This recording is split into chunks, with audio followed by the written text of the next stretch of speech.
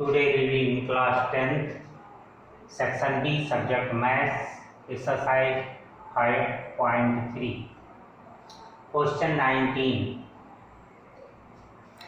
Question 19 है जिसका figure भी दिया गया है आपके बुक में, हमने यहाँ फिगर नहीं बनाया है।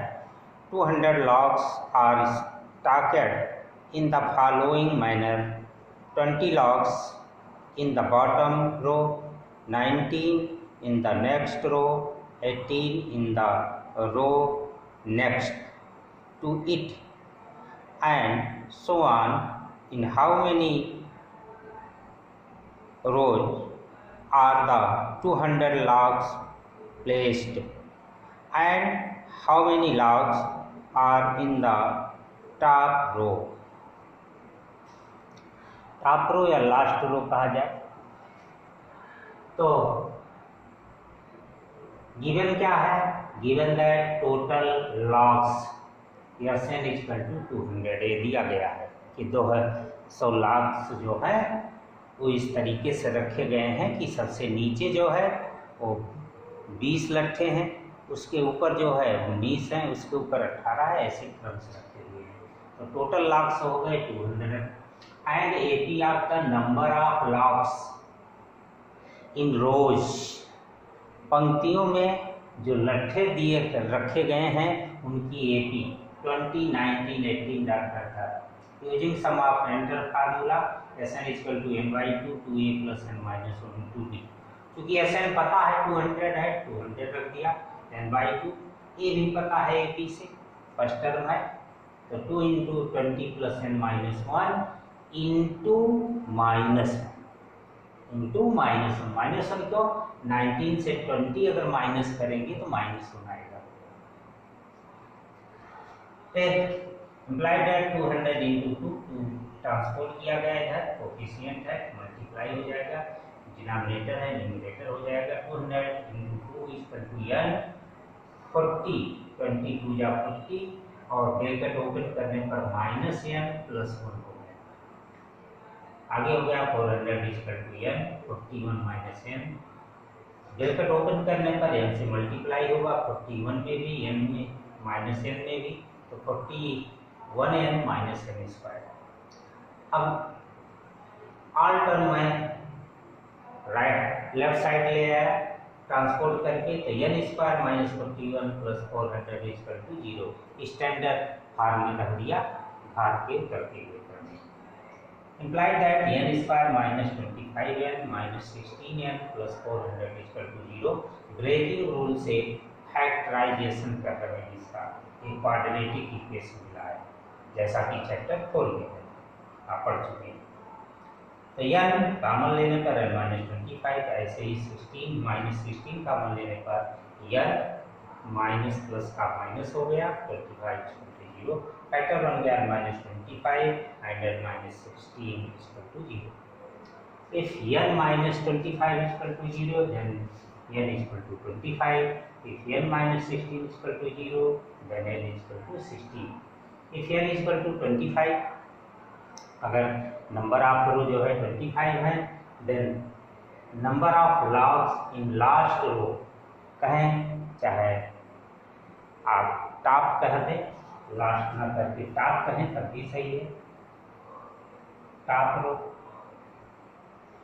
an equal to a plus n minus 1 dt, और यहाँ पर a 25 रखा गया क्योंकि n की वैल्यू हमने दिया है 25, तो 20 प्लस से फर्स्ट टर्म हो गया, 25 माइनस 1 इंटू डी का वैल्यू है -1, तो 20 माइनस 24 इक्वल टू -4 आ गया। इम्पॉसिबल इसलिए कि नंबर ऑफ रो जो हैं वो निगेटिव नहीं हो सकते, नंबर ऑफ रो जो है पॉजिटिव होंगे और होल नंबर में होंगे। 10 रो हैं, 5 रो हैं, ठीक है, तो इम्पॉसिबल हो गया। If n equal to 16, the number of logs in top rows, top लिख दीजिए, हमने लास्ट लिखा था, लास्ट टॉप लिखिए होता top row n equal to n minus 1 into D, a 16 equal to 20 plus 16 minus 1 into -1, 20 minus 15 16 से 1 minus होने पर 15 आएगा, -1 से मल्टीप्लाई करने पर -15 होगा इक्वल टू 5। आंसर लिख दिया गया। Therefore total number of rows equal to 16, क्योंकि 25 नंबर ऑफ रोज लेने पर नेगेटिव आ रहा था, लास्ट टॉप रो के नंबर ऑफ लॉग्स, इसलिए वो हट गया। And number of logs in last row या टॉप रो भी कर सकते हैं आप, इक्वल टू 5। ये आंसर है। ऐसे ही क्वेश्चन 20 दिया गया है। 20 में दिया गया है बकेट है, और उस बकेट में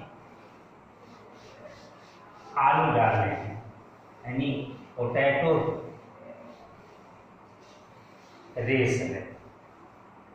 उस रेस में एक गर्ल जो है पोटैटो ला करके बकेट में डालती है, लेकिन पोटैटो जो हैं वो बकेट से पहला फर्स्ट पोटैटो जो है वो 3 मीटर डिस्टेंस पर है, और अदर जो हैं वह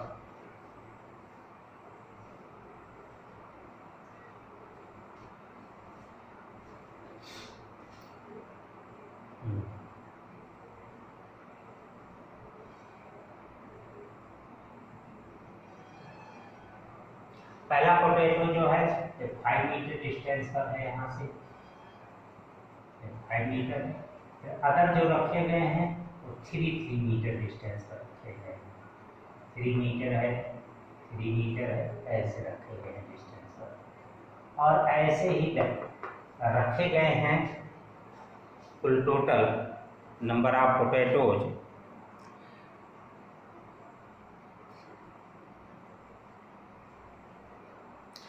10 पोटैटोज, 10 पोटैटोज रखे गए हैं। लेकिन जो रेस है पोटैटोज रेस, उसमें जो कंपटीटर है वह बकेट से स्टार्ट करता है रन करना, दौड़ना, और पोटैटोज उठाता है, फिर बैक हो करके फिर ला करके उसे पैकेट में डालता है। यह दिया गया है। तो यहां पर सबसे पहले तो लिखते हैं AP of the potato, AP of the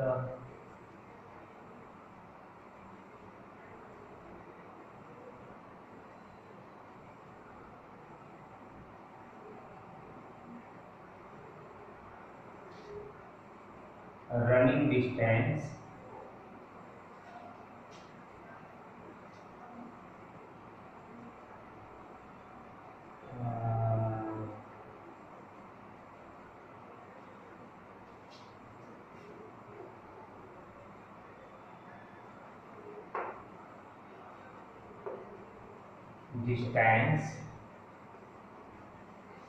AP of the running distance for girl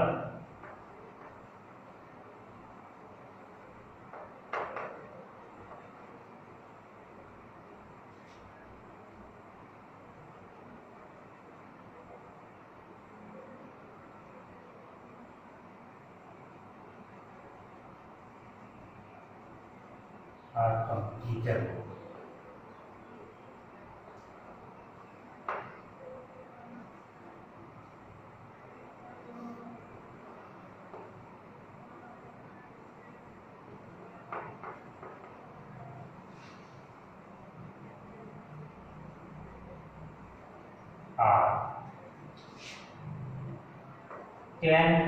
पहली बार 10 मीटर डिस्टेंस कवर करेगा, यहाँ से दौड़ेगा, यहाँ आएगा, यहाँ से जाकर आलू उसमें डालेगा, तो 10 मीटर हो गया। दूसरी बार यहाँ से फिर दौड़कर यहाँ आएगा, ये आलू ले जाकर यहाँ डालेगा, तो 16 हो गया।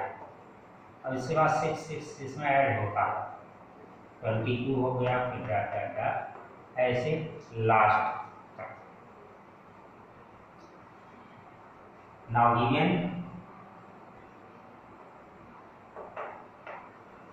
n इक्वल टू 10 पोटैटोज हैं, उन्हीं को ले जाकर डालना है उसमें।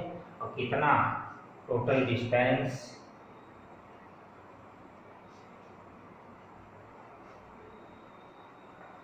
अब निकालते हैं total distance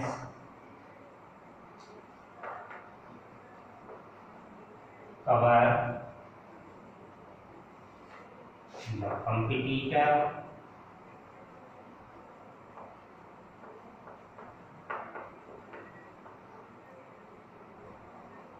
yes N equal to, और यस एन की जगह चलिए यस एन लिखते हैं, N by 2 a plus N minus 1 into D में वैल्यू रखें, तो यस 10 इक्वल टू हो जाएगा 10 by 2 2a 2 into 10 plus 10 minus 1 into D होगा 6, a2 से a1 माइनस करेंगे तो 6 आएगा, इक्वल टू हो गया 5 और यहाँ हो गया 10 into 2 equal to 20 plus 9 into 6 equal to 54,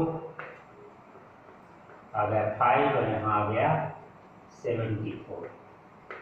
bracket open करें, आ जाएगा 5 4 जा 20 कैरी 2, 5 7 जा 35 और 35 में 2 ऐड करते हैं 37, ये आंसर हो गया। Exercise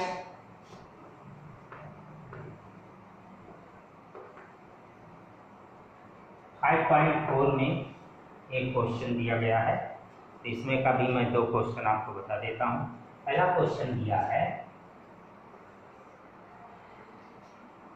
which term of the AP 121, 170, 130 is it's first negative term. कौन सा टर्म AP 121, 117, 113 का पहला, यहाँ फर्स्ट से मतलब है प्रारंभ से पहला नेगेटिव टर्म है। तो चूंकि व्हिच दिया गया है कौन सा है, इसलिए हम लेट करते हैं, let nth term of AP is first negative, is first negative term.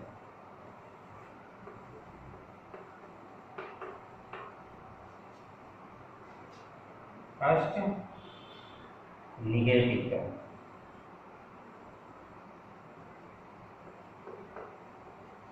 अब जो है हम फार्मूला यूज करते हैं देन, तब जो है an इक्वल टू हो जाएगा a plus N minus 1 into D, ये फार्मूला है, इसमें वैल्यू रखिए। an हमने लास्ट टर्म ही माना है और माना है कि निगेटिव है, इसलिए यह लेस होगा 0 से, तो an इज लेस देन 0 लगा दिया इक्वल की जगह पर, साइन हटा करके। अब हम वैल्यू फाइंड करते हैं, यहाँ वैल्यू रखते हैं फर्स्ट टर्म और डी की, तो an लेस देन, और यहाँ an की जगह पर 0 रख देते हैं, यानी जी, यह वैल्यू बड़ी है, ठीक है, an जो है वो छोटा 0 से, तो यहाँ जो है a की value 121 plus n minus 1 into T की वैल्यू रखते हैं, यह है -4, क्योंकि जो AP है वो घटते हुए क्रम में। अब हम जो है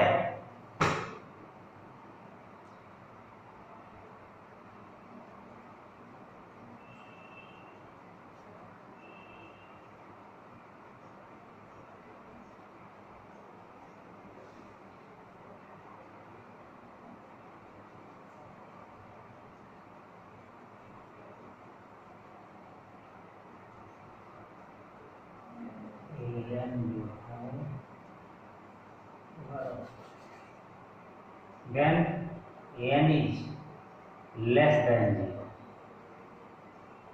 n की वैल्यू यह है तो हो जाएगा इम्प्लाई दैट एक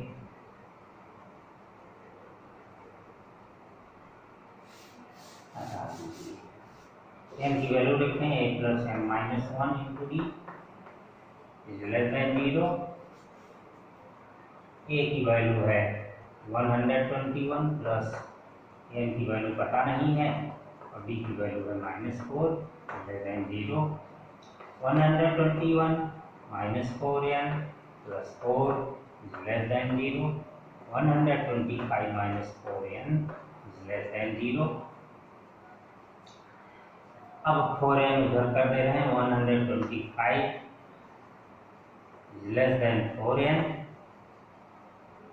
n इक्वल टू आएगा 125 अपॉन 4। यह होगा, सॉल्व किया जाए इसे तो सॉल्व करने पर होगा, जब इसे सॉल्व करते हैं तो ये वैल्यू होगी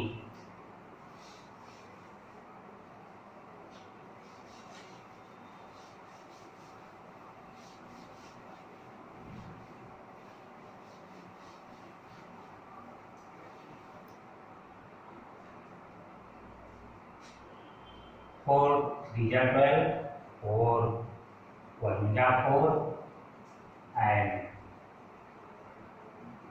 1 upon 31 whole 1 upon 4 is n। अब आ गया आपका n is greater than 31 whole 1 upon 4। n जो है इससे बड़ा होना चाहिए, तो इससे बड़ा जो होगा टर्म वो 32 टर्म होगा, ठीक है।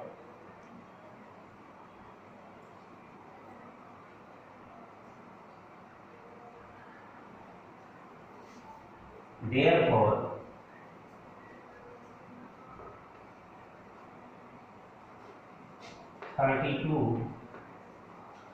term of AP is first negative term।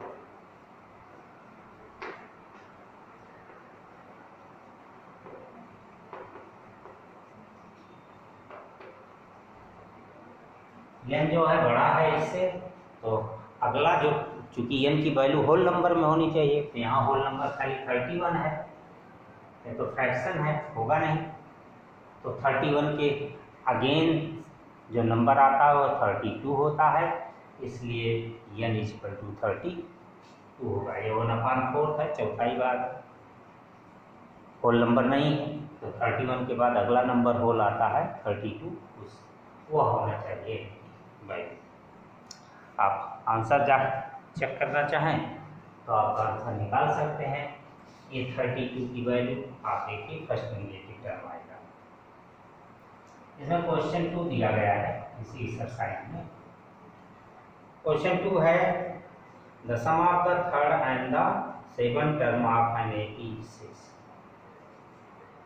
Given that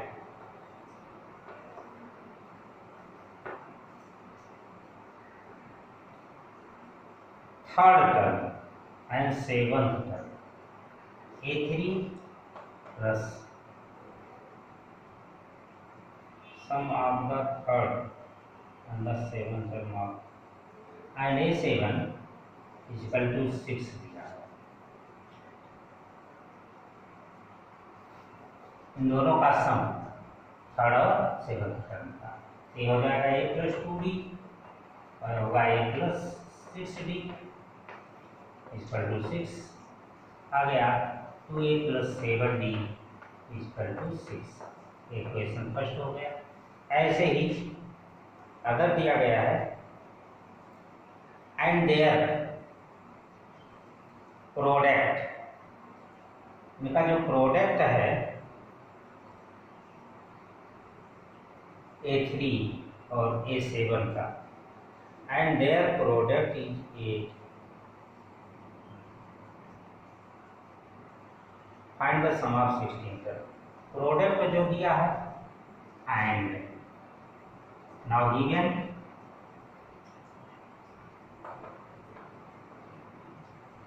a plus 2d into a plus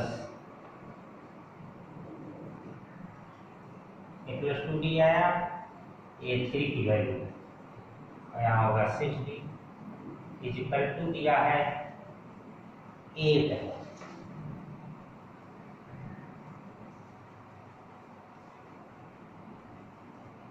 यहाँ पर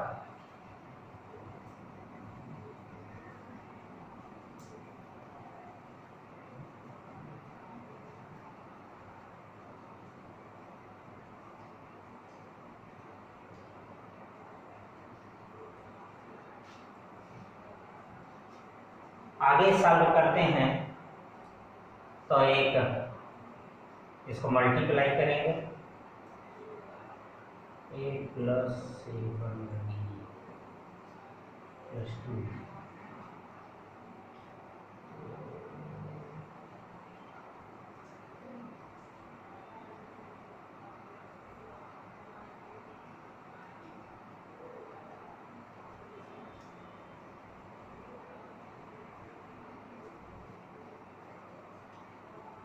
यहाँ पर ए डी का समीकरण आएगा जिसमें ए की वैल्यू यहाँ से निकाल करके आप रख करके आगे इसे सॉल्व कर लीजिएगा। आगे मैं बताता हूँ स्वयं सॉल्व करना है इसे। हमने क्वेश्चन पर सेकंड बना दिया है। अब जो है यहाँ से इसे स्वयं सॉल्व करेंगे और सॉल्व करके इसकी वैल्यू निकालेंगे।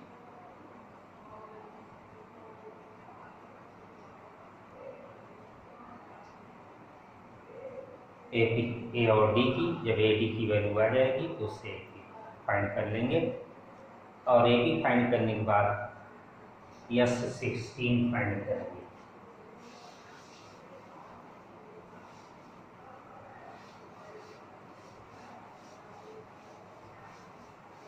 टिपिकल है, कर पाइएगा करिएगा, नहीं कर पाइएगा नहीं करिएगा। ऑप्शनल का है, ये एग्जाम में नहीं आना, फिर भी आप करना चाहे करें। अब मैं आपको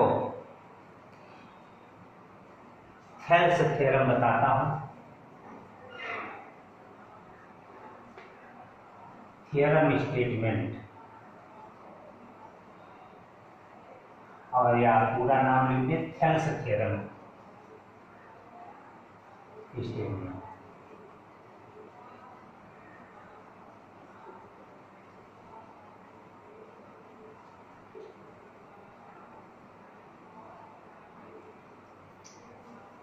थ्योरम स्टेटमेंट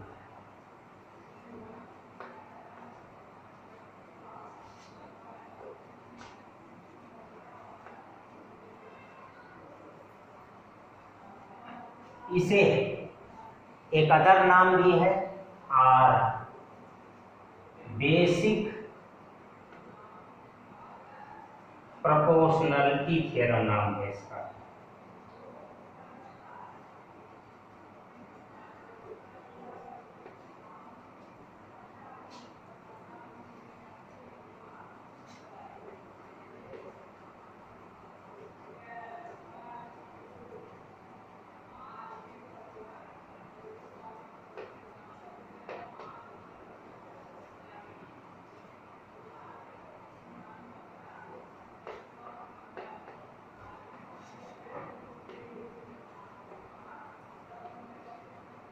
ये दोनों नेम है इसके, बेसिक प्रोपोर्शनलिटी थ्योरम या थेल्स थ्योरम।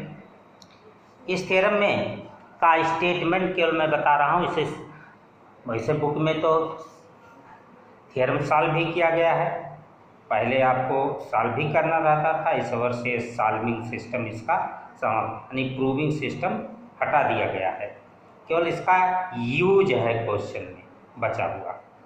तो उसका स्टेटमेंट है if a line drawn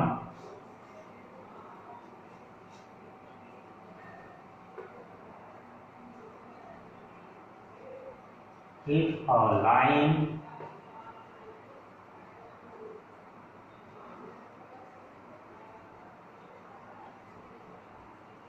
drawn parallel to one side of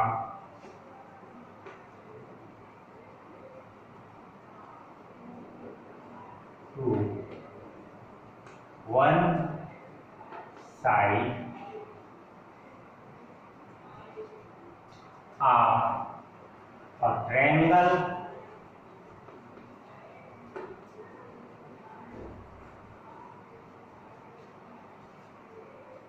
to intersect other two sides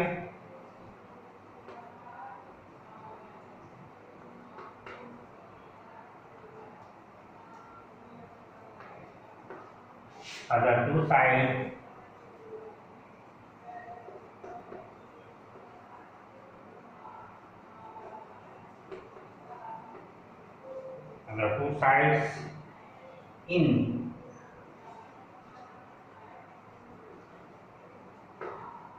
distinct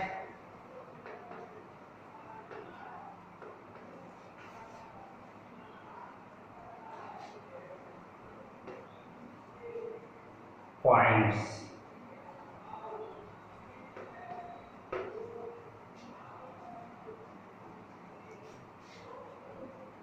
The other two sides are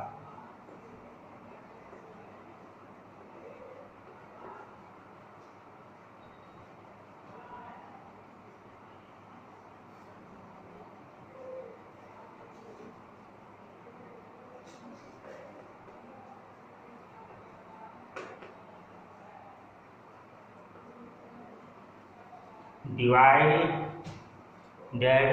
in the same ratio.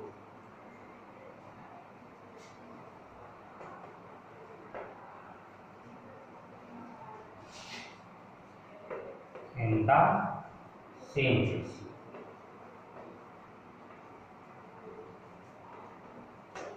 ये statement है। उनके कहने का तात्पर्य है कि किसी भी ट्रायंगल में, एग्जाम्पल मैं दे रहा हूं,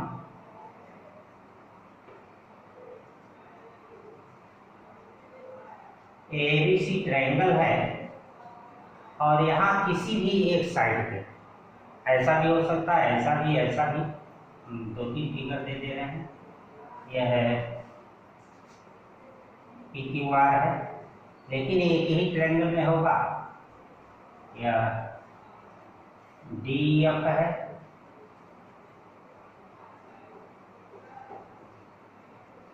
अगर BC के पैरेलल लाइन ऐसे ड्रा कर दें और यह इसको इंटरसेक्ट करती है LM पर, यहाँ पर भी LM पर इंटरसेक्ट करती है, लेकिन इस लाइन के पैरेलल में ड्रा कर रहा हूँ। यह है LM और यहाँ जो है इस लाइन के पैरेलल ड्रा करता हूँ, यह है LM। तो जो रेशियो बनता है डिवाइडेड पार्ट का हेल्स थ्योरम के अनुसार या बेसिक प्रोपोर्शनलिटी थ्योरम के अनुसार, वो होता है बाय हेल्स थ्योरम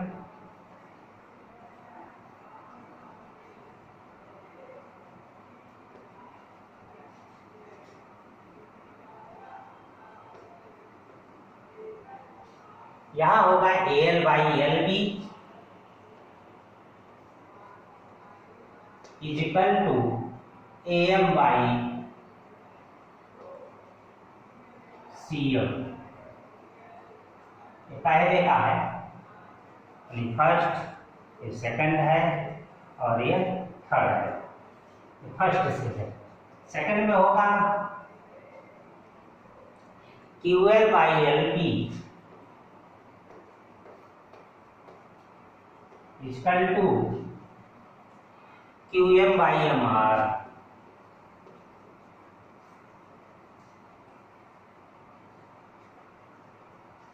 इसका रेसिप्रोकल भी लिख सकते हैं, LB by AL equal to CM by AM। उल्टा भी लिख सकते हैं इसका, LB by QL equal to M R by Q M. नहीं, जब उलट जाएगा तो दोनों उलट जाएंगे, दोनों ओर के रेशियो। इसी तरीके से थर्ड में जो रेशियो होगा वह होगा F M by M E, F M by M E equal to F L by L T. तो यह बेसिक प्रोपोर्शनलिटी थ्योरम से होगा। इसका केवल यूज करना है। जहाँ पर भी किसी भी ट्रायंगल में, एक ट्रायंगल में, सिंगल ट्रायंगल में, ये तो 3 एग्जाम्पल दिए हैं अलग अलग। अगर सिंगल किसी एक ट्रायंगल में एक साइड के पैरेलल लाइन दी गई है तो वहाँ थेल्स थ्योरम ऑलरेडी यूज हो जाएगा। इसका एक कन्वर्स भी है, converse Thales theorem, converse Thales theorem.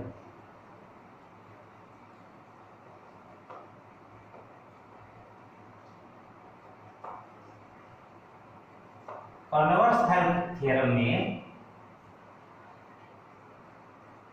Statement दिया गया है, इसका छोटा स्टेटमेंट है।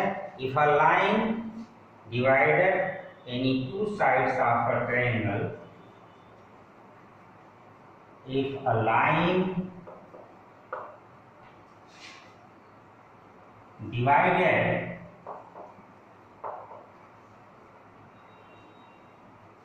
two sides of a triangle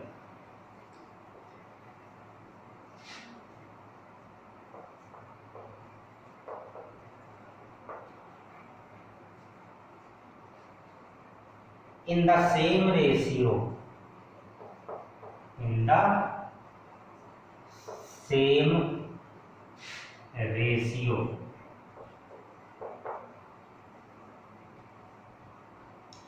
then the line is parallel to the third side. Then the line is parallel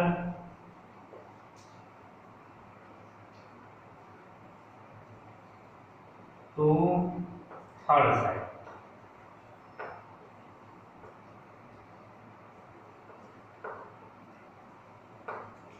यह कन्वर्स थेल्स थ्योरम है। इसका यूज कहाँ पर होता है? जहाँ पर ट्रायंगल में पैरेलल लाइन दी गई हो एक साइड के, वहाँ तो थेल्स यूज होता है। लेकिन कन्वर्स कहाँ पर यूज होता है? जहाँ पर डिवाइडेड पार्ट दिए गए हों टू साइड्स के, और मुझे पैरेलल लाइन प्रूव करनी है थर्ड साइड के, वहाँ पर यह थेल्स कन्वर्स थ्योरम यूज होगा। The end today work of mathematics.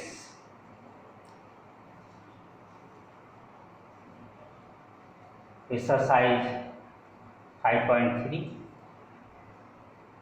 Last 2 question and exercise 5.4 first question first second and statement of Thales and converse Thales theorem. The end.